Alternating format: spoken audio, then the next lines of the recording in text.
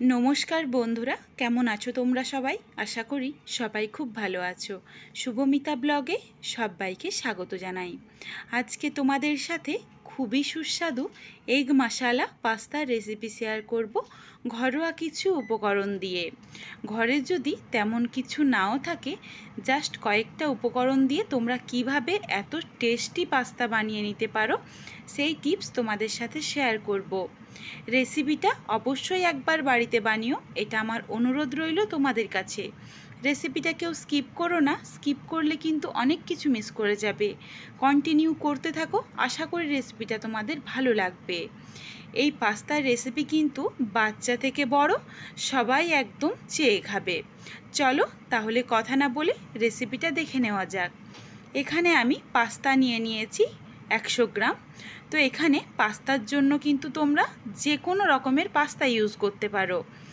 প্রথমে কড়াইয়ের মধ্যে কিছুটা পরিমাণে জল গরম বসিয়ে দিয়েছি। জলটা ভালোভাবে ফুটে উঠলে দিয়ে দিলাম পাস্তা। পাস্তার পরিমাণ অনুযায়ী সামান্য একটু লবণ আর দিলাম সাদা তেল 1 চামচ। 3 থেকে 4 মিনিটের মতো কিন্তু লো ফ্লেমে রাখলেই পাস্তাটা সুন্দরভাবে সেদ্ধ হয়ে যাবে।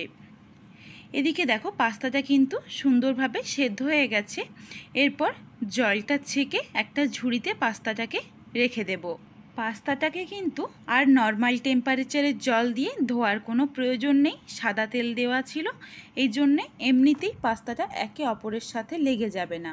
একবার করে পাস্তাটাকে নাড়িয়ে দিলেই হবে। এইদিকে কড়াইয়ের মধ্যে 1 টেবিল স্পুন পরিমাণে সাদা তেল গরম করে একটা ডিম ফাটিয়ে দিয়ে দিয়েছি। ডিমের পরিমাপ অনুযায়ী লবণ দিয়ে ডিমটাকে নাড়াচাড়া করে একদম হালকা করে ভেজে নেব। জাস্ট ডিমটা একটু জমে গেলেই কিন্তু নামিয়ে নিয়েছি, এইভাবে ভেজে নিয়েছি। ওই কড়াইয়ের মধ্যেই 2 চামচ পরিমাণে সাদা তেল গরম করে নিলাম। অবশ্যই সাদা তেল দিয়েই বানাতে হবে, তার কারণ সরষের তেলের যে একটা ঝাঁঝালো ফ্লেভার সেটা কিন্তু পাস্তার সাথে একদমই ভালো লাগে না। তেল গরম হয়ে গেছে, এরপর দিয়ে দিলাম মাঝারি সাইজের একটা পেঁয়াজকে কিউব করে কেটে নিয়েছিলাম। পেঁয়াজগুলোকে দিয়ে নাড়াচাড়া করে নিলাম। এরপর দিয়ে দেব পেঁয়াজটা অল্প একটু যখন নরম হয়ে গেছে তখন দিয়ে দিলাম ক্যাপসিকাম, গাজর আর 3টে চেরা কাঁচা লঙ্কা। ক্যাপসিকাম, গাজর সব কিছুই কিন্তু কিউব করে কেটে নিয়েছি। তোমাদের কাছে যদি ক্যাপসিকাম বা গাজর এইগুলো না থাকে তাহলে কিন্তু তোমরা শুধুমাত্র পেঁয়াজ কুচি দিয়েও এটা বানিয়ে নিতে পারো, সেই ক্ষেত্রেও কিন্তু খেতে খুবই ভালো লাগে। স্বাদ অনুযায়ী সামান্য একটু লবণ দিয়ে দিয়েছি। এরপর লো টু মিডিয়াম ফ্লেমে গাজর আর ক্যাপসিকামটাকে একটু ভালোভাবে সেদ্ধ করে ভেজে নিতে হবে, যাতে ক্যাপসিকাম আর গাজরটা একটু সেদ্ধ হয়ে যায়, এই জন্য লো ফ্লেমে রাখলাম।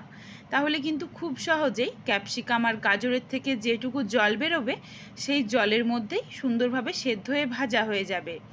এদিকে দেখো সুন্দরভাবে কিন্তু ক্যাপসিকাম গাজর ভাজা হয়ে গেছে আর সেদ্ধও হয়ে গেছে। আমি তোমাদের একটা গাজর আর ক্যাপসিকাম ভেঙে দেখিয়ে দিচ্ছি। দেখো সুন্দরভাবে কিন্তু দুটোই সেদ্ধ হয়ে গেছে। এরপর এখানে আমি কিছু সস ব্যবহার করব।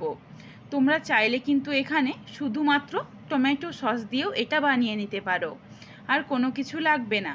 তবে এখানে আমি প্রথমে দিয়ে দিলাম 1 টেবিল স্পুন পরিমাণে সয়া সস, 1 টেবিল স্পুন পরিমাণে টমেটো কেচাপ দিয়ে খুব ভালোভাবে নাড়াচাড়া করে মিশিয়ে নেব।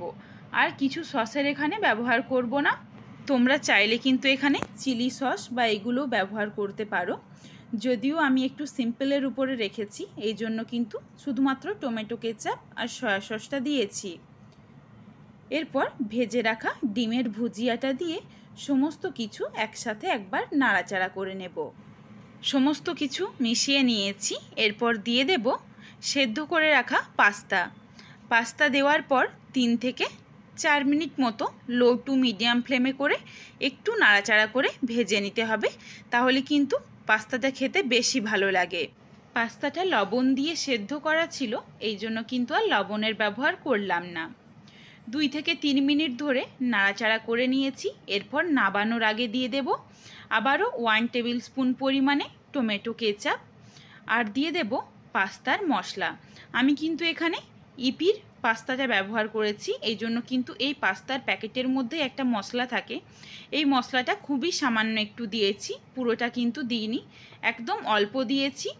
এটা কিন্তু না দিলেও হবে, তোমরা যদি এমনি পাস্তার ব্যবহার করো। এই মশলাটা না দিয়েও খুবই সুন্দর লাগে খেতে। এরপর নাড়াচাড়া করে নাবিয়ে নেব। একদম দেখো ঝরঝরে কতটা সুন্দর দেখতে হয়েছে, একদম লোভনীয় দেখতে হয়েছে, আর খেতেও কিন্তু একদম দুর্দান্ত স্বাদের। বাচ্চা থেকে বড় সবাই চেয়ে খাবে। এরপর চলো পাস্তাটা নাবিয়ে নিই। এগ মশালা পাস্তার এই রেসিপিটা তোমাদের কেমন লাগলো কমেন্ট করে জানাতে ভুলো না কিন্তু। যদি ভালো লাগে লাইক করো, শেয়ার করে বন্ধুদের দেখার সুযোগ করে দিও। তোমরা যদি এই রকম নিত্য নতুন রেসিপি আরও পেতে চাও তাহলে অবশ্যই আমার চ্যানেলটিকে সাবস্ক্রাইব করে পাশে থাকা বেলটি অন করে অল নোটিফিকেশান অন করে দিও, যাতে আমার প্রত্যেকটা রেসিপির নোটিফিকেশান সবার প্রথমে তোমাদের কাছে পৌঁছে যায়। আবারও খুব শীঘ্রই হাজির হচ্ছি নতুন কোনো এক রেসিপি নিয়ে।